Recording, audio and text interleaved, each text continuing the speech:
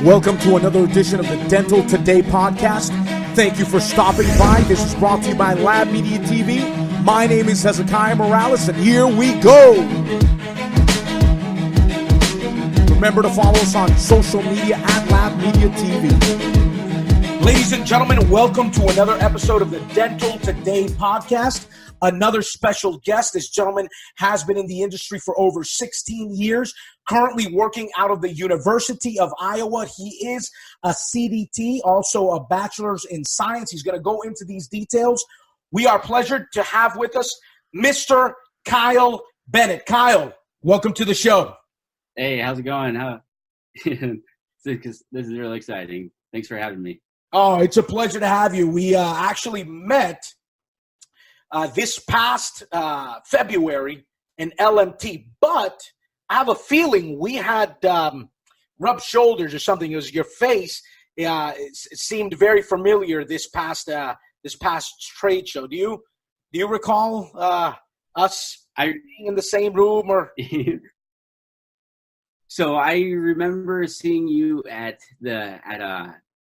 Midwinter, and then I'm pretty sure we've probably seen each other at just walking around, just kind of at all these different dental things. So we've probably seen each other either just at that event or other events. So yeah, because when I approached you, your face seemed familiar, and I've got one of those superpowers, man. I'll see somebody and I'll never forget them again. I can see them in the mall many years later, and I'll remember them. But what a pleasure to have you, Kyle. You were sharing with me that you are currently, or you're going to share your story here. You're currently in the University of Iowa, but there is a transition going on. There is. Explain a little bit about that. Okay, so I've been working in the PROS department at the College of Dentistry, teaching residents and helping faculty with all their fixed work and all their complicated cases and stuff like that. But being there made me realize I needed to go back to dental school. And so 4 years later, after working there for 4 years, next week's my last week, and I'll start dental school on August 26th. It's exciting. It's exciting. It's a little weird, though, going back as a non-traditional student. We'd probably be the oldest guy in class, but it's all right. I got loads of experience to show them. Exactly. So, the transition is a very different, very interesting transition, but you are a certified dental technician, and you have over 16 years of experience in the industry. Where did this all begin? You said you were going back to dental school. So where did the whole dental industry, persuasion begin? Okay. So when I was in high school, I moved out of my parents' house when I was 15, and then couch surfed for a couple of years until I was 18, and then got my own apartment. And then, I had a couple of teachers in high school ask me what I was going to do afterwards. And I was like, I don't know, probably just work, figure something out. And one of them was my art teacher, and she was like, well, this is what I was going to do. Maybe you should look into it. And it was dental lab. And so I ended up job shadowing with Todd Friedrich. He was a current lab technician in my position at that time. And so I job shadowed him and loved it. It was awesome. It was fantastic. This is perfect for me. And so I ended up getting a scholarship to Kirkwood Community College for the laboratory program. Mm. So that was 2003. And then I finished in 2005. And then worked in the lab for a little bit and realized, okay, so maybe I want to try to go to dental school. So I was doing that while I was working in the lab. I'd go to classes before work, so 7:00, and then be to work by 8:30. And then over my lunch breaks, I would take more classes. And then right after work, I'd take more classes. And then did that for a couple of years. And then got accepted into the University of Iowa for my undergrad, and then studied integrative physiology. Got a bachelor's in science and integrative phys, and a minor in chemistry and a minor in art. And then applied for dental school back then. Didn't get in, but man, I think back then it was 2010, something like that. And it was super, super, super competitive. And so then an opportunity came up, because I didn't get into dental school at that time. Opportunity came up to teach at the dental lab program at Kirkwood. And I taught there for a few years, like 4 years as an adjunct. And then the opportunity came up at the College of Dentistry. And I took that because it was awesome. It's super awesome because it's where I job shadowed in the beginning. And I was like, yes, I want this job. I'm going to grow so much here. I can do so much.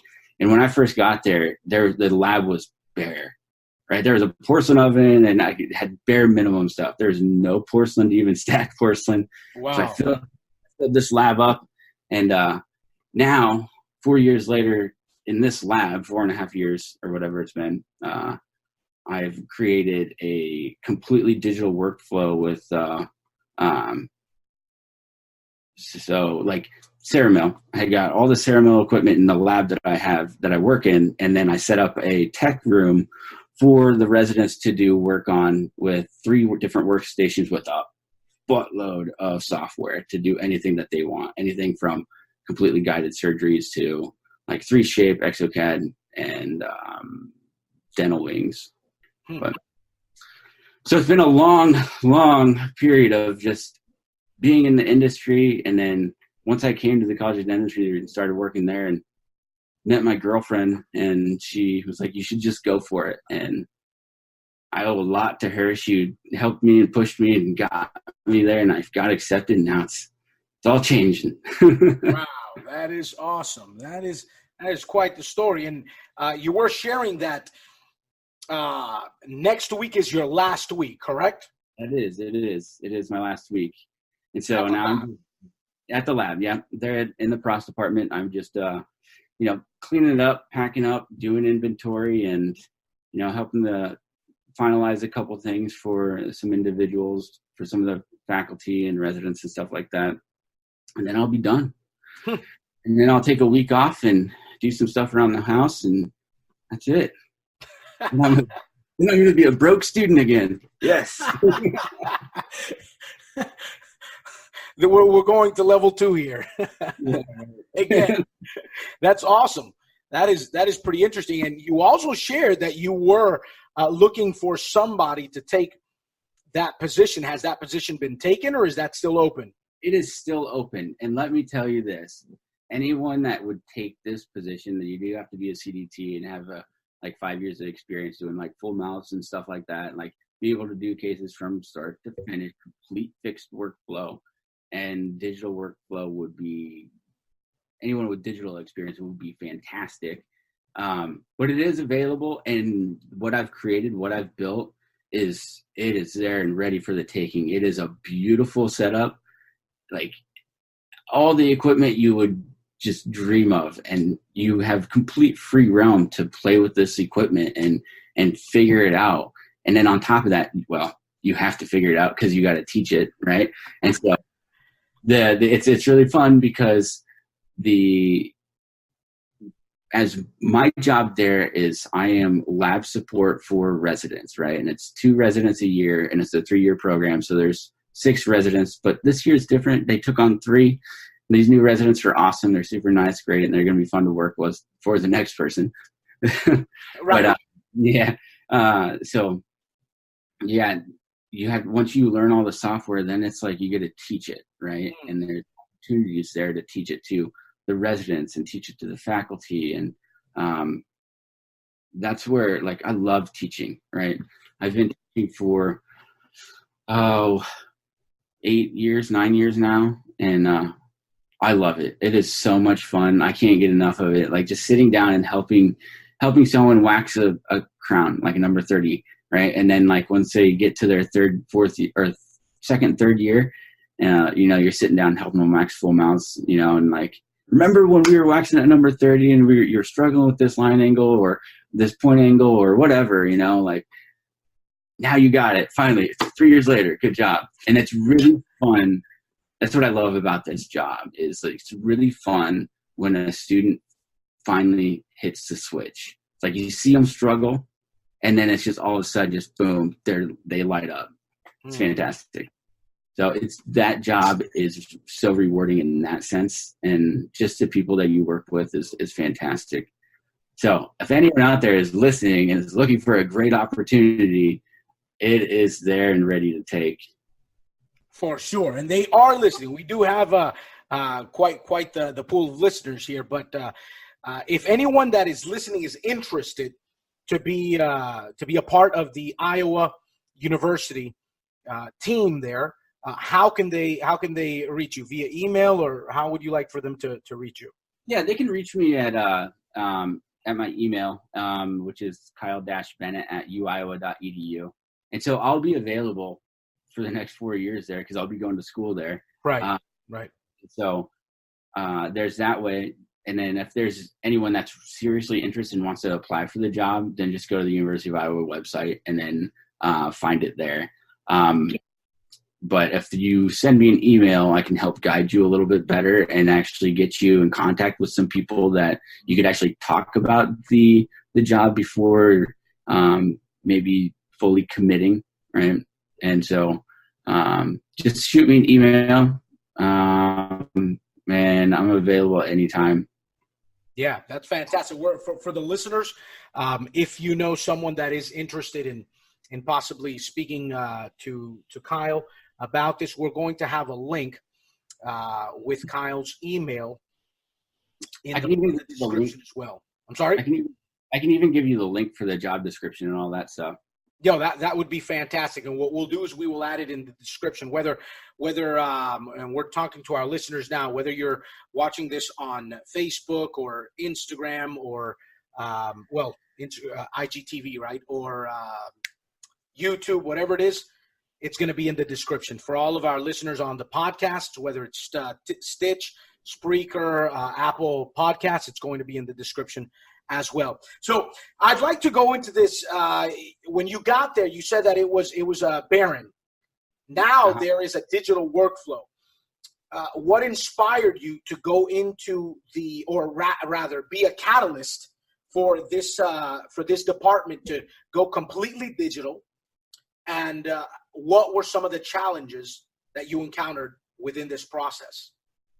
Well, so, the first couple of years working there, it was, doing everything traditional, and it's fantastic because, that's what I was trying to do and I love it. But my boss wanted to have a transformation, and there was some opportunities that had risen up for me at other universities to go there and teach digital. I looked into it, and then after that, my boss wanted to grow the department into a digital workflow.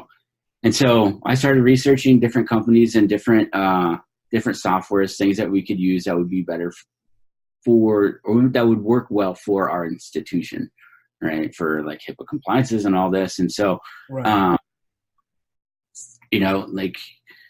it was a group effort between me and my boss, Dr. Holloway. And so once she's like, okay, let's figure this out, I just went crazy. I'm like, okay, let's do this. And so I talked to all these different companies, and I found one that was willing to help us out big time, and we went for it. And Armin Gerbach was good help in that. We got like the Motion 2. Let's see, for the scanner we got the MAP 400, and then Motion 2 mill. That mill is amazing, by the way. And then we ended up getting 3Shape as well, 3Shape scanner, all within the same week. Wow. And so once it all came in, it's like, okay, Kyle, you got to learn this like now. Like yesterday. You should have learned it last week. So now it's time to teach the residents. So it's like, I'd go in one day and learn how to do like just a single crown, and then the next day I'm like, okay, who wants to learn how to do a single crown? And then so I'd teach them how to do that, and we've been doing it for about a year now, and now it's awesome. Everyone's super excited to do it. They want to get their hands wet and do more digital stuff.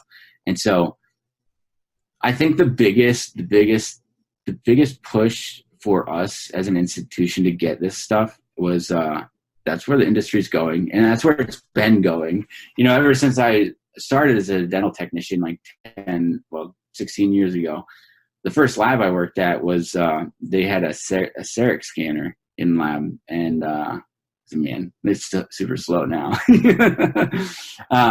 But the industry's been going that direction for years, and so now things are much better and much faster and much higher resolutions, and it works more efficiently and all these great things.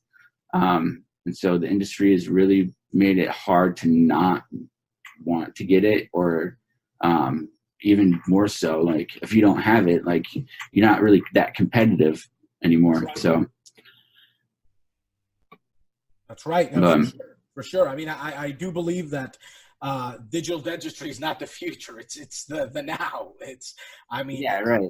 You know, it's not the future. I was hearing a few conversations there, and I said, no, I'm sorry, but it's not the future. It's now. It's here. It's now. You know, and you know, any laboratory that is not investing in their team to continue their education in the understanding of digital dentistry and how it works with fundamentals, I think that it's some of these people are putting themselves in a really, really dangerous position because, as you mentioned a second ago, we're seeing the high resolution result at the end of the line at a much faster rate. And it just allows the dental technician to spend a little more time in the aesthetics, right? And making sure that the end product is that much better, but there's a lot more production going on in the background. So for sure. Yeah. Now, you're going back to dental school, moving a little forward here in what's going on now. You're going to dental school. You're going to do what now?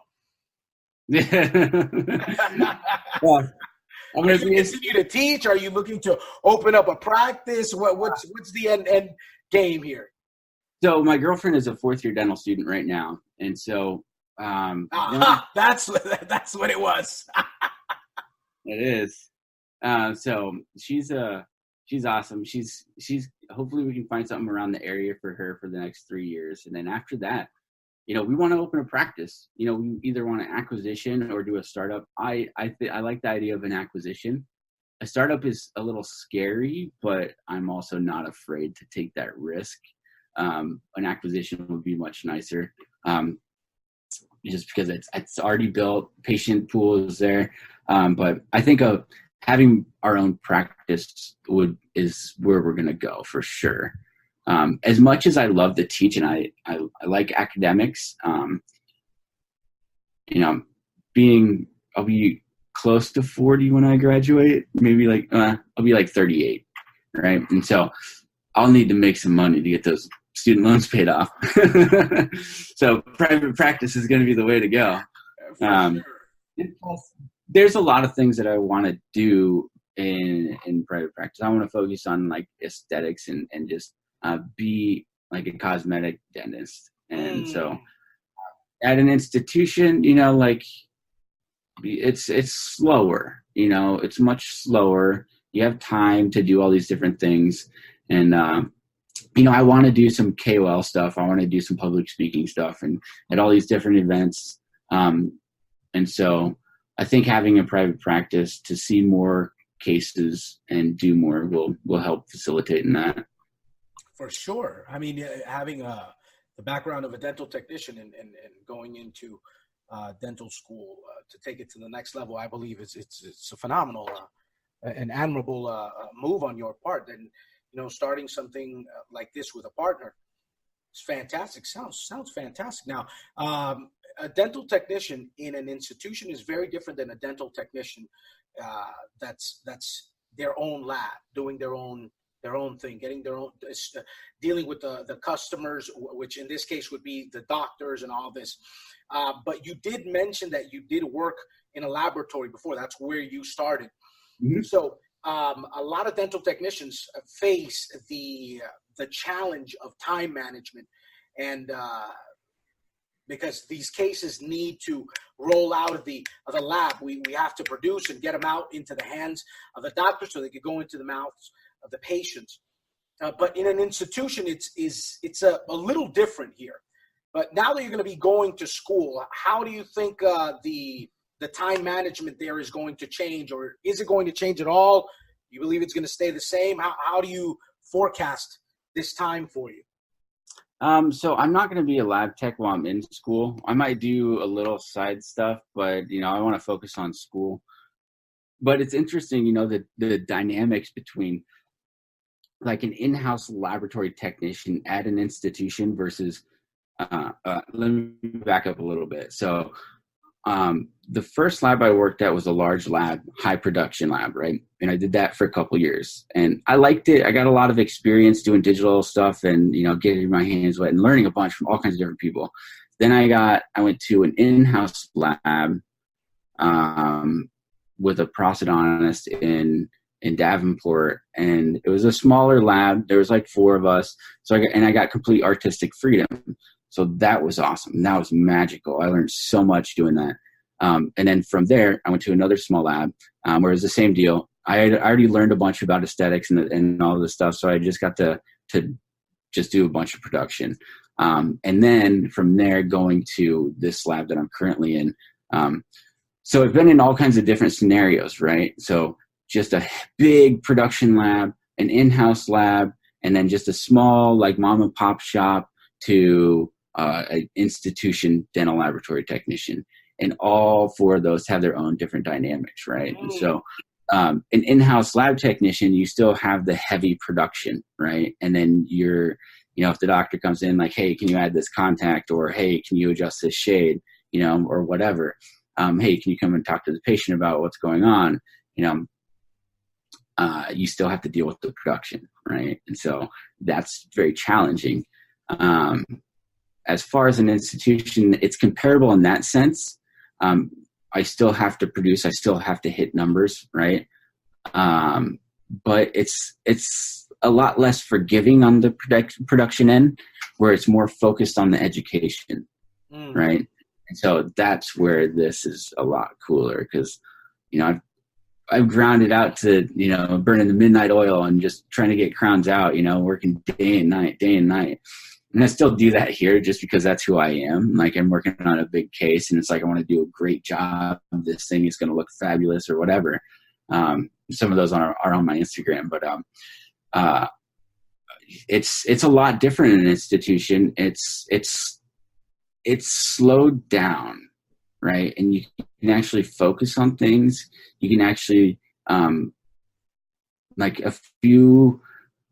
let's say you were having a problem with maybe some materials in the lab. When you're in a production lab, it's like, okay, I'm not using that material again. Give me something else. Let's get this done, right? Well, here it's like I can take that material, I can figure out what's going on, and really dissect it and really figure out how that material works in my hands and get it to work. And then it might be better than anything else I've ever used before. And so that's really cool, right? And so that's what I like about this job. And then you get to teach that to someone else that's interested, or maybe it's part of the curriculum. And so then you have to teach that to the students, right? And when you do figure things out like that, the faculty are like, okay, how'd you do that? And then you show them how to do it. So out of all the different types of labs that I've worked on, this is definitely the funnest. Definitely the funnest, because it's like you still you get to like hang out with students, But, it's interesting that you touched on this very important point. When you're in a production lab, the truth is that reading the instructions or reading the manual is not a common practice. You pretty much have the idea of how something works, and you just go in there and let's hope for the best. But it's interesting that you brought that up, because I have experienced in conversations here that there is a dental technician that loves a particular product and suggests it to his partner or a friend or whatever it is. The friend in his lab says, this is junk, this is garbage, it's never worked for me. And this is exactly why. Sometime, or not sometimes, but in a production lab or a lab, period, Yeah. It's really about production, with the exception of what you were mentioning. Although you do have a quota to meet and all this, the focus is the production. The focus where you're currently at now is the education. Mm-hmm. But in a lab, it's just production. So it's very interesting. Oftentimes, there are products that are in the storage, and they've been in the storage forever because the time doesn't allow, or the season isn't as forgiving to allow the exploration of aforementioned products. And it's very interesting that you brought that up, because I hadn't thought about it that way. But for sure, I think that's something that we would have to possibly find either an app or come up with an app where laboratory technicians can just sell the stuff that didn't work for them. and the people that know how to use it are like, you know what? I'm going to buy this stuff. They just don't know how to use it. Right, exactly. That's awesome. Well, that's very interesting. So that's phenomenal what you're sharing with us. You're a dental technician, over 16 years of experience. You're going back to dental school, looking forward to opening up your own practice, and also becoming or staying active in the education, but deciding to go into education as a KOL or a key opinion leader. Now, are you currently working with any companies at the moment? No, not right now. I've talked to a few, and like I've talked to Amin Gerbach at a couple meetings and stuff like that, and Benco and a couple other places. And so it's still kind of working on some things and seeing what kind of things will blossom. And it's really where it's like, okay, I know a lot about the lab, and I use a lot of different products, and I know how to use all these different products, whatever. And but I think they're a little hesitant because I'm going back to school, So, but it's also interesting that some of them are like, okay, yeah, we can work with this. This is a rare situation, right? And so, but we'll see. This is just something that's just started to come out, and like definitely, hasn't even been, I don't know, 6 months or so, whatever. But we'll see. I'm hoping for the best. I'm hoping that a couple of colleagues will want to help me get through dental school. For sure. And I think it's something that will, I think you having that foundation in the lab and going into dental school and furthering your education, I think that will certainly be a phenomenal asset for some of the companies that are really joining in and marrying the lab and the clinic. I mean, because that's really what's happening. I mean, more and more we find doctors that have an in-house laboratory, because that's what technology is enabling. Yeah. So I think that's once I'm out and once I'm done, I'll definitely have a laboratory in my own practice. Of course. That's just a natural progression for you. Yeah, right. It's like, okay, so I got this case. I can fix this. Exactly. Or I got to take it easy. But when I get to that point, I wouldn't mind having a laboratory technician on staff. Like that is huge. That's huge because not only do you get a little bit of production, but all the things that you can't do as a dentist because of time management and all this stuff, that's going to be like my Achilles heel, like this is stuff that I love to do, but do I really have time to do it? No, I don't. I got patients to see, and so being able to have someone in there that I can trust and rely on is going to be huge. And collaborate, really. Yeah, absolutely. So that'd be pretty cool. Very, very, very, very, very exciting. And Kyle, we are definitely looking forward to having you back here in the near future so that you can share with us your journey. And I mean, you've had a very interesting journey as a dental technician, but into this new, let's say this new arena, right? Yeah. This new arena. You're going back to school. Obviously, life is changing. But we're very excited for you, and I'm sure and confident that we're going to continue to see each other in all these dental shows and yeah, I still got a CDT to keep up. Mr. Kyle Bennett's practice. Yeah. That's going to be interesting, man. But I definitely look forward to continuing to see you continuing to widen up, because you obviously hit the gym pretty hard. So that you can't stop that. I like to do that, man. Between the gym and my dog's she's a doc dog. She's a champion doc dog. Yes, you showed me pictures. You shared pictures of the medals. How many medals did your dog earn? At that event, it was 5. She got 3 first place, a second place, and then she got a competitors medal in the finals. She took 4th in the finals. Mm-hmm.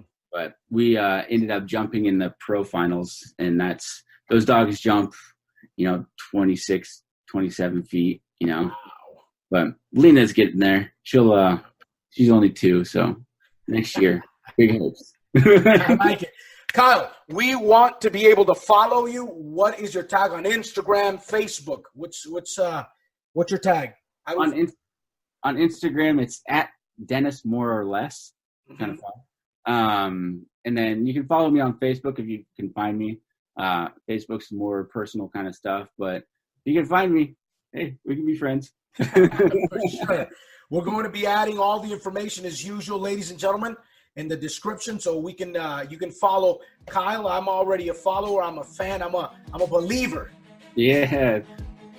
Nice. Kyle, it's been a pleasure having you on the show. And once again, I look forward to having you on the show in the near future to hear your journey and the evolution of your professional progression and all that. We're looking forward to hearing back from you again, brother. Awesome. Thanks for having me, man. It's been a pleasure. And once again, I want to plug it back in. Ladies and gentlemen, if you or someone you know is interested in taking up that position that Kyle is being promoted from, then we're going to have that email and the link in the description so you can get a hold of it. Kyle, it's been a pleasure. I hope you enjoy the rest of your weekend. Yeah, you too. Thanks, bud. Take care, ladies and gentlemen. We will see you soon.